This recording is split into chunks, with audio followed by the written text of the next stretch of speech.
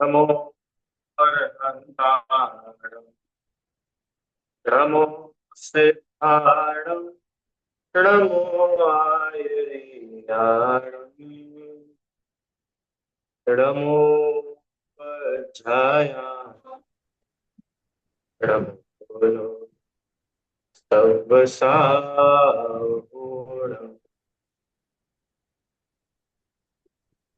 तीन भुवन में पिता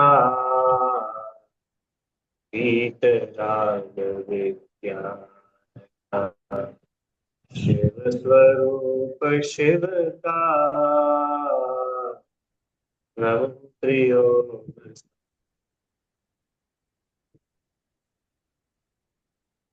प्रणम्योण तत्व सिद्धे जानो तम खगद दीप संसारे दस दस दो दो यजिणे दस दो अणुपे हणम बोचे तिरुवण तिलयम देवम वन्दितातिवडिन्द परिपूज्यम् बोच्छमणोपेहाओ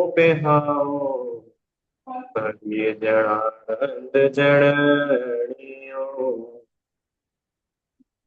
त्रिभुवन तिलक शतेन्द्र वंदित देव श्री अरहंत को कर नमन कहूँ अनुप्रेक्षा भव्य को सुख कर।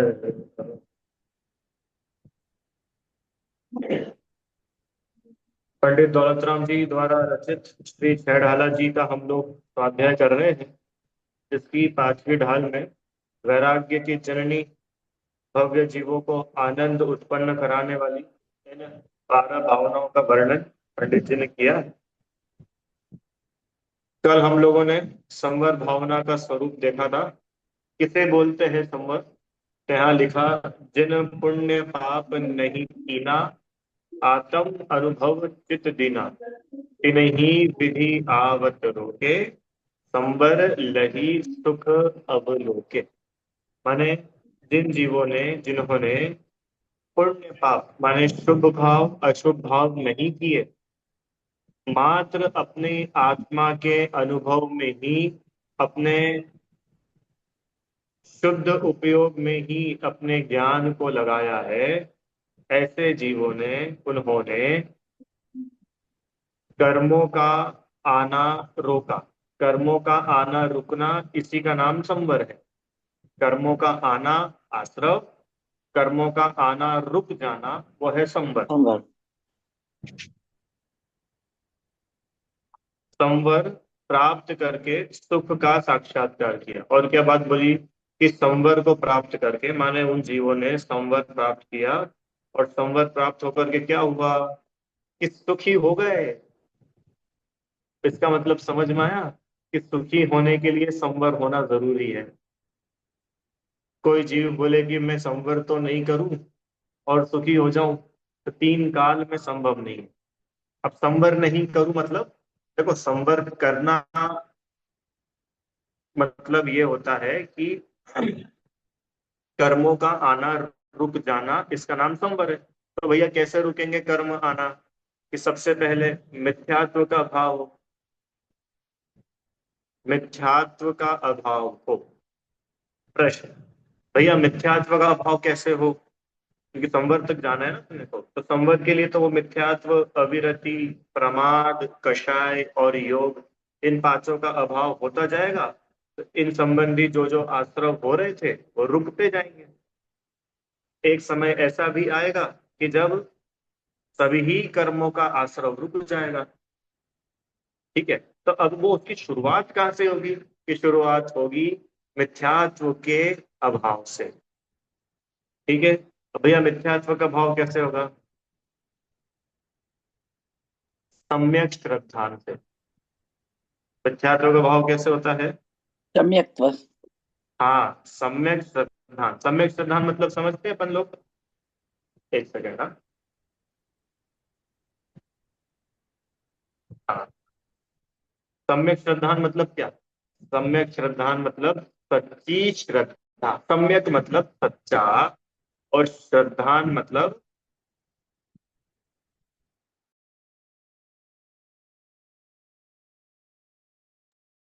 सम्यक मतलब सच्चा, समीचीन, और श्रद्धान मतलब विश्वास।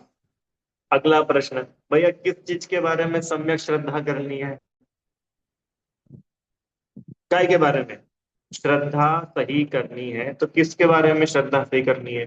कि उनके बारे में श्रद्धा सही करनी है जिनसे हमारा मतलब है। बाकी चीजों के बारे में श्रद्धा चाहे जैसी भी हो, उससे कोई फर्क नहीं पड़ेगा। पर जिनसे हमारा सीधा सीधा मतलब है, उन चीजों पर तो हमारी श्रद्धा बिल्कुल सच्ची होनी चाहिए। ठीक है भाई।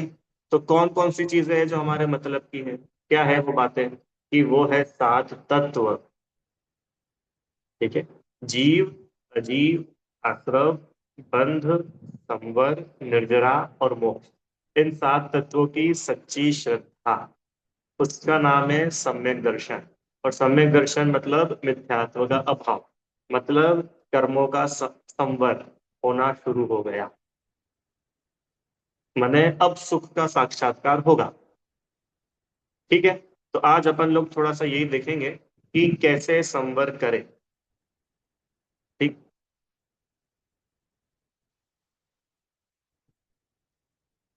तो उस 12 भावना में भी यही बात लिखी। मोह नींद के जोर, जगवासी घूमे सदा, और कर्म चोर चहु और, सर्वस लूटे सुध नहीं। भैया अभी अपन सो रहे थे, मोह की ऐसी नींद छाई हुई थी कि कुछ सुध ही नहीं थी, और कर्म आकर के हमारा सब कुछ लूट करके जा रहे थे। अब भैया जगेंगे कैसे? तो अगली पंक्तियां, सतगुरु दे जगाए, सतगुरु दे जगाए, मोह नींद जब उपशमे, तब कछु बन ही पाए, करम चोर आवत रुके। ये उन्होंने विधि बताई पूरी। सतगुरु दे जगाए। कौन है भैया सतगुरु? सत मतलब भले, अच्छे, सच्चे। गुरु, गुरु जो हमको उपदेश दे रहे थे। मूल में तो सर्वज्ञ देव, फिर गणधर आदि, उसके बाद हमारे आचार्य, और उसके बाद ऐसे हमारे गुरुजन जिनके थ्रू, जिनके माध्यम से हमको ये भगवान की वाणी मिली, वो सब सतगुरु। और वो हमको जगा रहे हैं कि भैया उठो। क्यों? और हम जगा रहे कि नहीं जगा रहे? तो भैया हमको तो हमारी मम्मी जगाती है, और वो भी हार मान के चली जाती है।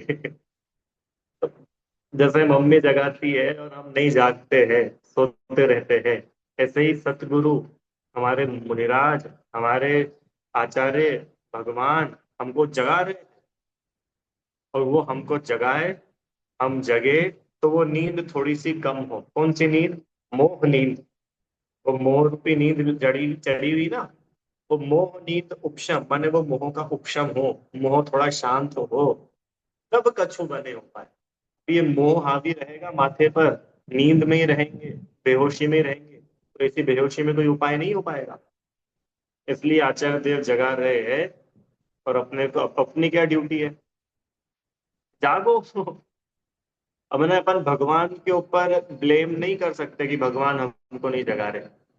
आपने पढ़ी है वो, जगाया तुमने कितनी बार, हुआ नहीं चिर निद्रा का अंत, मदिर सम्मोहन ममता का, अरे बेचेत पड़ा मैं सन, घोर तम छाया चारों ओर, नहीं निज सत्ता की पहचान, निखिल जड़ता दिखती प्राण, और चेतना अपने से अनजान।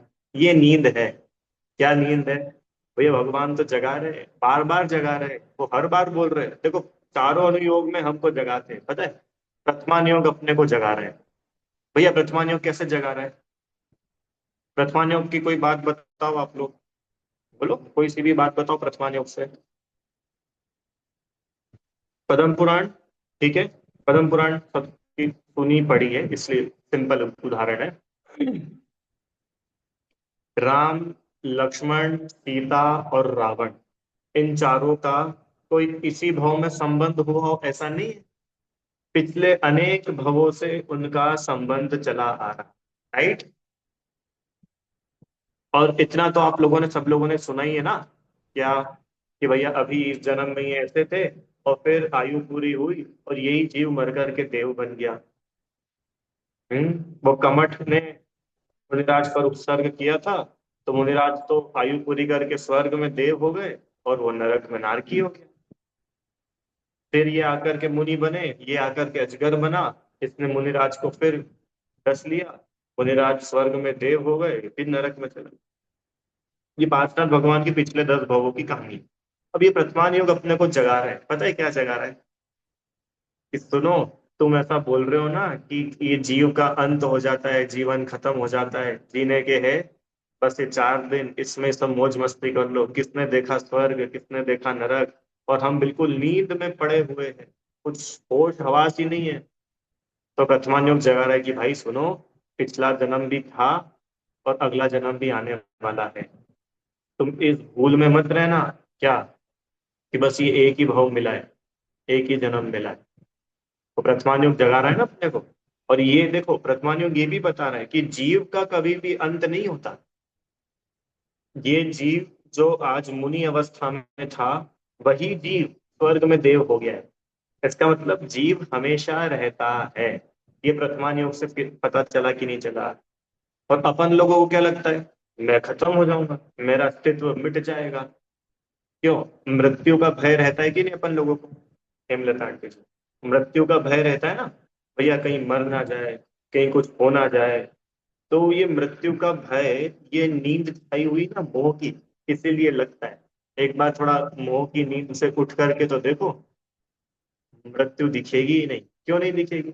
अरे मैं कभी मरता ही नहीं, ट्रांसफर हो जाएगा। अभी मनुष्य है, फिर देव बन जाएंगे, और क्या। अभी देव है, देव से मनुष्य हो जाएगा।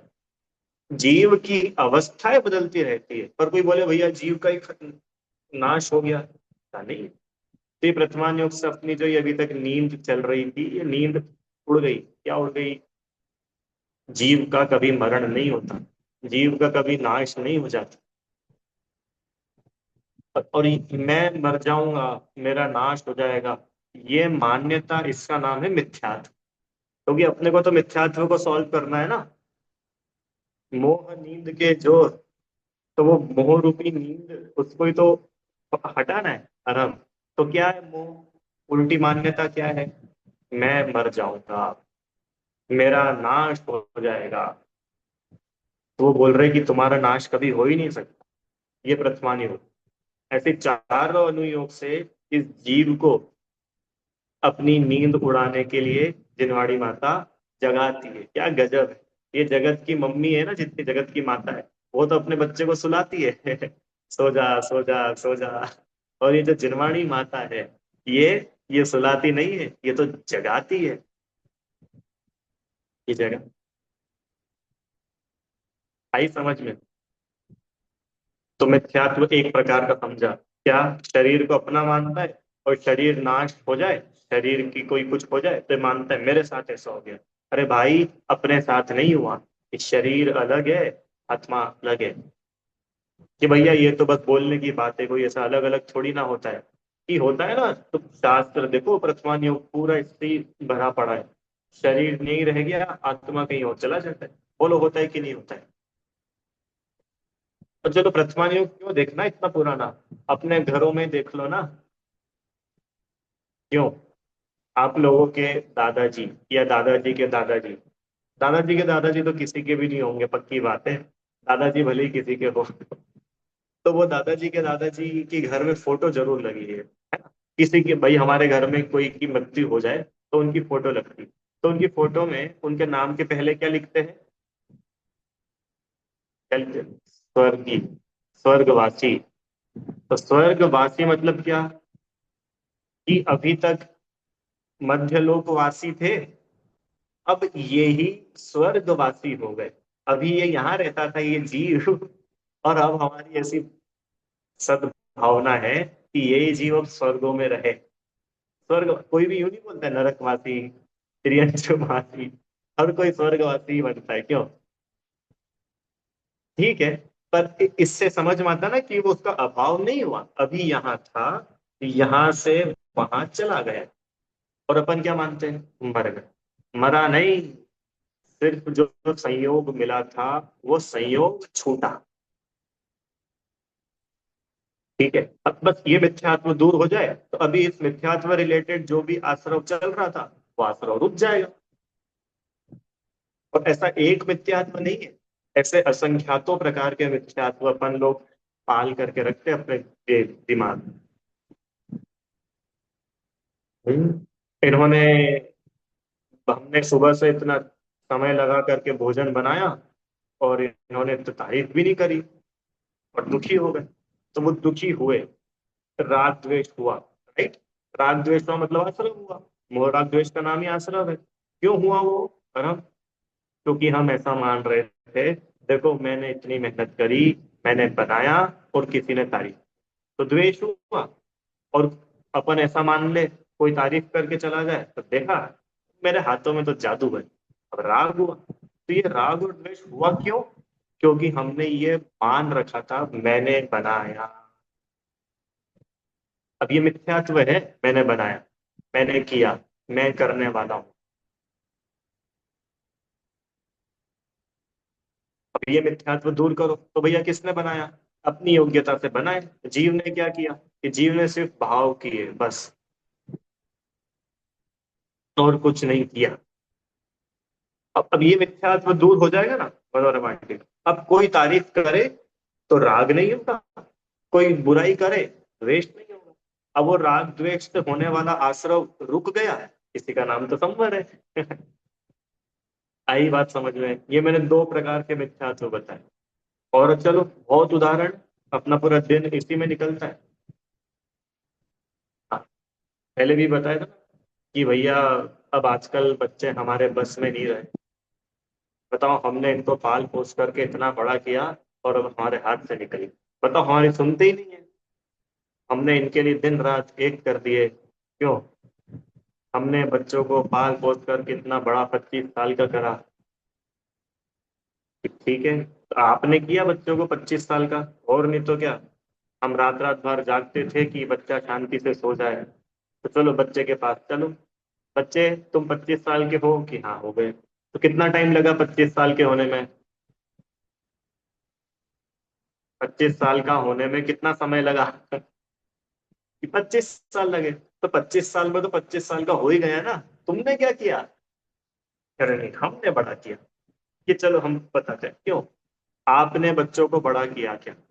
ठीक है, वो लोक व्यवहार में जो चलता है उसका अपन निषेध नहीं कर रहे, पर अपनी मान्यता क्या है मैं तो उसकी बात कर रहा हूँ। साधना आंटी, क्या हमने बच्चों को बड़ा किया? क्या करा? एक तरफ से मम्मी ने पकड़ा, एक तरफ से पापा ने पकड़ा और खींच दिया, बच्चा बड़ा हो गया। क्यों? बच्चे की दाढ़ी मूंछ अपन लेकर के आए, बच्चे की हाइट अपन ने बढ़ाई। क्या करा अपन ने, बोलो? क्या करा? पता है क्या करा? सिर्फ कर्तृत्व का छोटा अहंकार, और कुछ नहीं।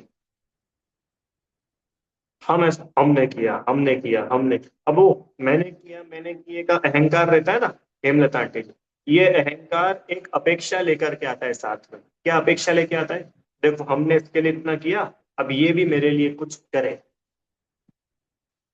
और होता क्या है कि वो अपने लिए अगर कुछ करे तो अपना मान पुष्ट होता है, राग बढ़ता है, और वो अपने अनुकूल ना चले, वो अपनी बात नहीं माने, तो अपन दुखी होते हैं। बताओ भैया, हमने तो हमारी पूरी जवानी इन बच्चों के लिए कुर्बान कर दी, और ये है कि हमको देखते भी नहीं है। ये मैं मिथ्यात्व बता रहा हूँ, ये अपने अंदर बैठा रहता है। क्यों हमको किसी से कुछ अपेक्षा है? क्या हमें अपने पुण्य पाप पे भरोसा नहीं है? ये मिथ्या है। अब देखो ये मिथ्यात्व दूर होगा ना, अब इससे क्या फायदा हुआ कि इस मिथ्यात्व के रहते रहते जो मुझे राग द्वेष चल रहे थे ना, जो मेरे को कर्म आश्रव हो रहा था, अब इस मिथ्यात्व के नहीं होने से उन कर्मों का आना रुक जाएगा, संवर हो गया। आ रही क्या बात समझ में? अब देखो इसके दोनों पक्ष हैं। एक पक्ष तो ये कि मैं उनका करने धरने वाला नहीं हूं, और यहाँ पर एक और पॉइंट उन्होंने लिखा, आत्म अनुभव। तो मैं कौन हूं इसका भी निर्णय करना। वापस, मैंने ये नहीं किया, मैं उनका करने धरने वाला नहीं हूं। उनका जो कुछ भी अच्छा बुरा जैसा हो रहा है वो उनका अपना पुण्य पाप का उदय है, वो उनकी अपनी योग्यता है। मैं उनका करने वाला नहीं हूं, तो फिर मैं हूं कौन? कि मैं जानने वाला। अब ये बात समझ पा रही है? जो पहली लाइन का लास्ट पार्ट है, आत्म अनुभव चित दीना। तो आत्मा का अनुभव मतलब क्या? अरहम भैया, आत्मा का अनुभव मतलब कि आत्मा जैसा है उसको वैसा स्वीकार करना। हमारी ज्ञान में, हमारी श्रद्धा में उसकी वैसी इमेज होना। हेमलता आंटी, अच्छा बताओ, आत्मा दूसरे का कुछ कर सकता है क्या? हम मानते हैं, वो छोड़ो, एक्चुअलिटी में क्या हम किसी दूसरे का कुछ अच्छा बुरा कर सकते हैं क्या? सही सही बताओ, यस और नो। नो, नहीं कर सकते। और पता है, नहीं कर सकते ना, इसी में शांति है। अगर कर सकते होते, इसमें बड़ी दुविधा है, बड़ी प्रॉब्लम है। क्यों? कि जैसे मान लो मैं दूसरे का कुछ कर सकता हूं, तो दूसरा भी तो मेरा कुछ कर सकता है कि नहीं? अरे हाँ कि ना? तो जैसे मैं दूसरे का भला बुरा कर सकता हूँ, ऐसे कोई दूसरा भी मेरा भला बुरा कर देगा, तो बताओ वो प्रॉब्लम है कि नहीं है? उदाहरण दिया था ना उस दिन, एक पंगत लगी है। पंगत लगी है, ठीक है, आप लोगों के जमाने की पंगत, पत्तल धोने वाली। सब लोग बैठे हैं। अब आजकल तो नहीं लगती, अभी भी कहीं की लगती होगी भंडारे वगैरह में, पर अब तो वो खड़े खड़े खाते सब, तिरियंस जैसे। तिरियंस लोग खाते खड़े खड़े, घूम घूम करके। सच्ची, घूम घूम करके खाना, ये तिर्यंसों की वृत्ति है। मनुष्य तो एक जगह बैठ करके भोजन करता है, और मुनिराज है तो मुनिराज को बैठने की फुर्सत नहीं है, इसलिए खड़े खड़े भोजन करके चले जाते हैं। बाकी घूम घूम करके भोजन करना ये मनुष्य की प्रवृत्ति नहीं है। तो चलो, अपन तो चौथे गाल की बात कर रहे हैं, तो पंगत लगी हुई है। ठीक है। और पंगत में क्या होता है सभी को पता है, सब लोग पास पास में बैठे, अपना अपना सामने पर थाली पत्तल दोना सब रखा हुआ है। और हम, पर उस पंगत का एक रूल है, चीजें सब अच्छी अच्छी बनी, बढ़िया नमकीन मीठा, रायता, आम का रस सब बना है। पर उस पंगत का एक रूल है। रूल क्या है? कि आपको खुद का भोजन नहीं करना है, आप पड़ोसी को खिलाओगे, और आपको पड़ोसी खिलाएगा। आगे समझ में? माने मैं अपने हाथ से अपना भोजन नहीं करूंगा, हेमलता आंटी जी, मैं क्या करूंगा? मैं पड़ोसी को खिलाऊंगा। जो पड़ोसी, जो मेरी इच्छा होगी वो मैं पड़ोसी को खिलाऊंगा। और मैं क्या खाऊंगा? कि जो पड़ोसी की इच्छा होगी वो मेरे को खिलाएगा। अब बताओ, ऐसी पंगत में से कौन अपना पेट भर के उठ पाएगा? अब बोलो, मेरी इच्छा हो रही है नमकीन खाने की, और उसने मेरे मुंह में मैसूर पाक डाल दिया। मेरी इच्छा है दाल चावल की, और उसने एक पूड़ी और ले ली, और खिला रहा है। मेरा पेट भरा ही नहीं, और उसने हाथ रोक लिया, मैं भूखा रह गया। या मेरा पेट भर गया और वो मान ही नहीं रहा है, वो और ठूसे जा रहा है, मेरे को उल्टी हो जाएगी। तो उस पंगत से सुखी होकर के अगर उठना है तो क्या करना पड़ेगा? क्या करना पड़ेगा? कि भैया अपने हाथ से अपना भोजन करो, तो तुम सुखी रहोगे। और दूसरे को खिलाने जाओगे या दूसरा तुमको खिलाने आएगा तो दुखी होगे। आई क्या बात समझ में? ऐसे ही ये जीव अपने परिणामों का कर्ता हो तो समस्या नहीं है, और वो दूसरों में घुसेगा जाकर के, दूसरों का कर्ता बनेगा, दूसरों में अपना चलाएगा दादागिरी, तो तू दुखी होगा। और अगर तुझे दुखी नहीं होना हो तो ये दादागिरी चलाना बंद कर, क्योंकि वास्तव में जीव किसी दूसरे का कुछ नहीं कर सकता। अरे जीव ही क्या है, कोई भी द्रव्य किसी दूसरे द्रव्य का कुछ कर ही नहीं सकता। ये बहुत बड़ा मिथ्यात्व है, करम भाई। हमको ऐसा लगता है मैं उसका कर दूंगा, बस यहाँ से संसार शुरू हो जाता है। आई बात समझ में? ये एक प्रकार के मिथ्यात्व बताएंगे, कर्तृत्व रिलेटेड मिथ्या। और देखो, मिथ्यात्व के बहुत सारे फिर 5 टाइप्स तो बताइए, संशय, विपर्य, विनय, एकांत विनय, विपरीत एकांत विनय के, संशय, अज्ञान कुनय के, ये 5 है ना। विपरीत, विपरीत मतलब उल्टा ही मान लिया, मैं करने धरने वाला नहीं हूं, मैंने मान लिया मैं करने धरने वाला हूं। एकांत, एकांत ही पकड़ लिया। भी एकांत बड़ी खतरनाक चीज है। एकांत क्या होता है पता है? एकांत, अंत मतलब होता है धर्म, एकांत मतलब किसी एक धर्म को ही मान लिया। उदाहरण, उदाहरण समझो। जैसे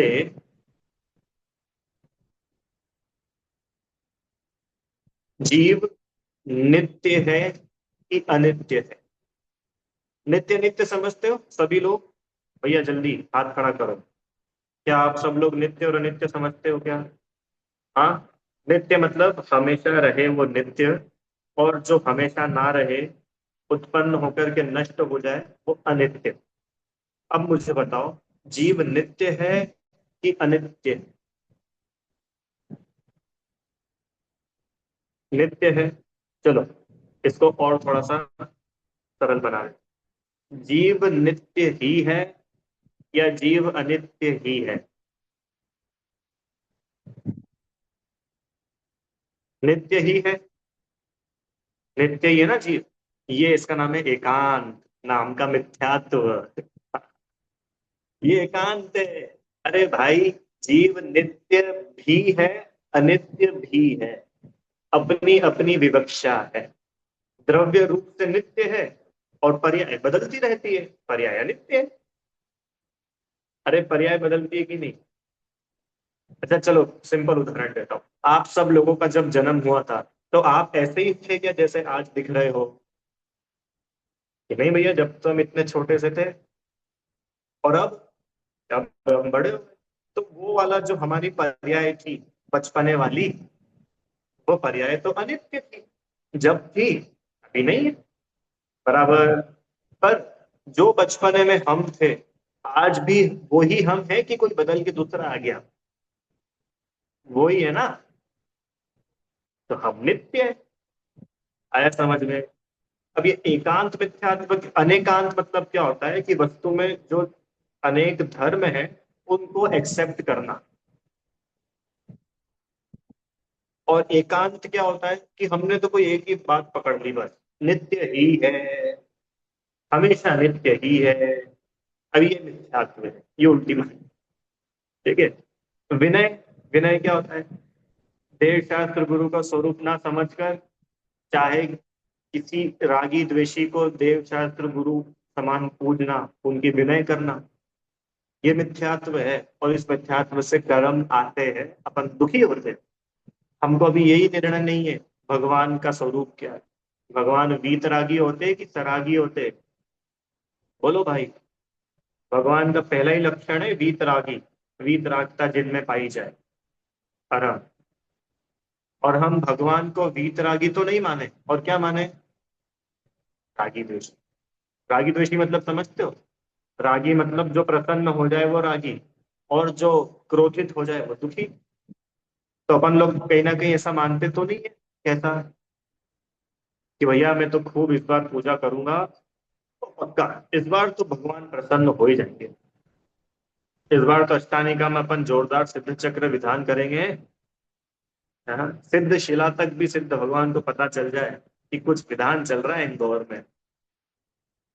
क्यों? इस बार तो भगवान को भी अपन प्रसन्न, अगर ये ऐसी मान्यता है कि मिथ्यात्व है, भगवान भी प्रसन्न होते नहीं है, और तुमने भगवान को प्रसन्न होने वाला बना दिया। अच्छा, भगवान दुखी तो हो जाते होंगे, भगवान को गुस्सा आता है कि नहीं? क्यों आता है? भगवान को गुस्सा आता है कि नहीं आता? भगवान नाराज होते कि नहीं होते?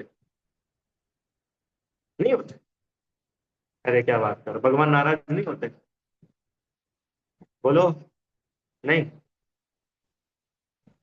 अच्छा, भगवान पाप तो देते? नहीं देते? अरे न तो बच्चों को सबको यही पढ़ाते हैं कि भगवान पाप देंगे, ऐसे नहीं करना, भगवान पाप देंगे। बोलते कि नहीं बच्चों को ऐसा, भगवान पाप देंगे बेटा। कोई पाप पाप नहीं देते भगवान, भगवान को इतनी फुर्सत कहाँ है कि कोई को पुण्य और पाप बांटते रहे। वो अपना आत्मा का आनंद करे कि ये सब करे, इसके लिए भगवान बने क्या वो? तो या फिर पाप की वो व्यवस्था है, वो डिपार्टमेंट अलग है, वो कर्मों का डिपार्टमेंट है, पुण्य और पाप का भगवान के माथे मत डालो। और भगवान अगर पुण्य पाप देने वाला हो जाए तो भगवान वीतरागी बचेंगे ही नहीं। तो ये मिथ्यात्व को दूर करो, भगवान को मनाना बंद करो। भगवान को मनाते हो कि नहीं मनाते हो? झूठ मत बोलो, भगवान को नहीं मनाते हो? दिवाली के दिन कि भगवान भैया आज आपकी पूजा करी, साल भर का सब्सक्रिप्शन ले लिया है हमने, अब साल भर हमारा बिजनेस बढ़िया चलता रहे। ईयरली सब्सक्रिप्शन, ये क्या है? ये भगवान को मस्का लगाते हैं जा करके, भगवान को मनाते। ये मिथ्यात्व है, विनय। देखो भगवान का स्वरूप ही नहीं मालूम। क्यों? चाहे किसी को भगवान नहीं मानो, पहली बात। दूसरी बात, भगवान को भी चाहे जैसा नहीं मानो। दो बातें बोली, क्या बोली दो बातें? चाहे किसी को भगवान नहीं मानो, जगत में बहुत सारे जीव भगवान कहलाते हैं, पर भगवान का निर्णय करो कि ये वीतरागी सर्वज्ञ है कि नहीं। और भगवान को चाहे जैसा नहीं मानो। ऐसे ही भगवान का बोला ना, ऐसे ही देव लगाया, गुरु में भी ऐसे ही लगाना।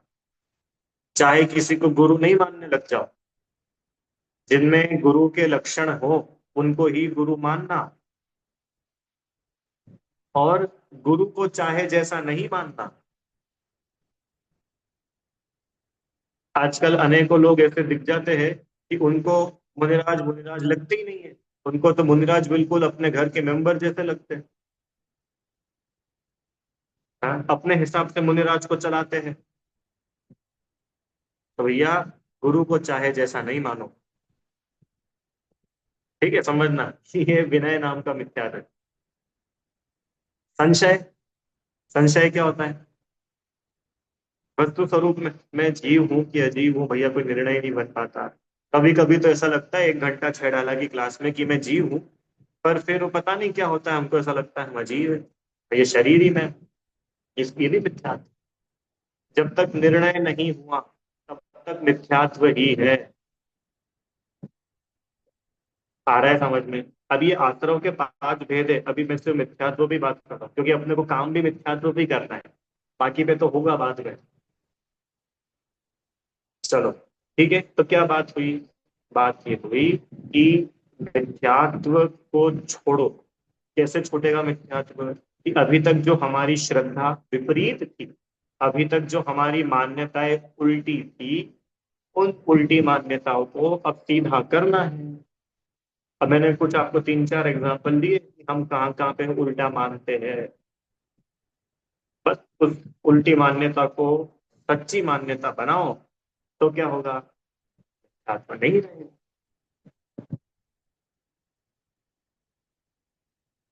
ठीक है, क्योंकि क्या है कि जब तक ये मिथ्यात्व रहेगा ना, जब तक ये राग द्वेष चला ही करेंगे। राग द्वेष तो खैर बाद में भी चलते हैं, पर फिर भी मूल रूप से जिस इंटेंसिटी से राग द्वेष किसी मिथ्यात्वी को होते हैं, उतने आगे की अवस्थाओं में नहीं होते। सबसे ज्यादा आश्रव भी मिथ्यात्व सहित ही होता है। आपको पता है मिथ्यात्व के साथ में कोई कर्म बंधे, मिथ्यात्व ही अपने आप में सबसे खतरनाक कर्म है। 8 कर्मों का राजा ये मिथ्यात्व है। बाकी के कर्म इतनी जीव को अटैक नहीं करते जितना बड़ा ये मिथ्यात्व है। इसके लिए इस मिथ्यात्व का अपन लोगों को समाधान करना चाहिए। कैसे होगा? कि मिथ्यात्व मतलब उल्टी श्रद्धा। अब हमारी श्रद्धा सच्ची हो, उसका नाम सत्य। ठीक है, उसमें आता है शुभ और अशुभ की ज्वाला से झुलसा है मेरा अंतस्तल। शीतल समकित किरणें फूटे, संवर से जागे अंतर्बल। और शुभ और अशुभ की ज्वाला अंदर जल रही है, लगता है अपने को अपन अंदर से झुलस रहे हैं। और हम भैया अंदर शुभ और अशुभ भाव उत्पन्न हो, और हमें ऐसा लगता है कि हमारा आत्मा झुलसना मतलब समझते हो क्या? झुलसना मतलब क्या होता है? एक एक शब्दों का मर्म है। झुलसना मतलब वो चिंगारी नहीं। झुलसना मतलब वो रोटी सेकते सेकते वो हाथ थोड़ा सा तवे पे लग जाए, वो झुलसना नहीं होता है। क्या होता है झुलसना? रुचि आंटी बोलो। झुलसना मतलब क्या? झुलसना मतलब पूरा कुछ बचा ही नहीं, ऊपर से नीचे तक पूरा जल गया, लपटें उठ रही है। झुलसना तो समझना, झुलसना मतलब ऐसे ही हमारा आत्मा झुलस रहा है। कैसे झुलस रहा है? बड़ी बड़ी ज्वाला है। काय की ज्वाला? शुभ और अशुभ भावों की ज्वाला। भाई अशुभ भाव तो लोगों को लगे भी सही कि भाई अशुभ भावों में जीव झुलस रहा है। शुभ भावों में किसको लगता है कि जीव झुलस रहा है? शुभ भावों में तो उल्टे मजे आते हैं। क्यों? शुभ भावों में ये जीव को मजे आते हैं, इसको ऐसा नहीं लग रहा है कि ये भी, यहाँ भी मैं झुलस रहा हूँ, मेरी आत्मा इसमें जल रही है। इसलिए बोल रहे हैं शुभ और अशुभ की ज्वाला से झुलसा है मेरा अंतर। वो कैसे होगा? शीतल समकित किरणें, संवर से जाके, संकेत, संकेत माने सम्यक ज्योत, और संवर माने कर्मों का आना रुक जाना। इन संवर से फिर अंतर्बल जागृत होगा। ठीक है। तो भैया किसको बोला संवर? बस इतना ही रखते हैं आज। क्या होता है संवर? आश्रव का रुक जाना संवर है। ठीक है। ये संवर हमारे लिए अच्छा है कि बुरा है? अच्छा।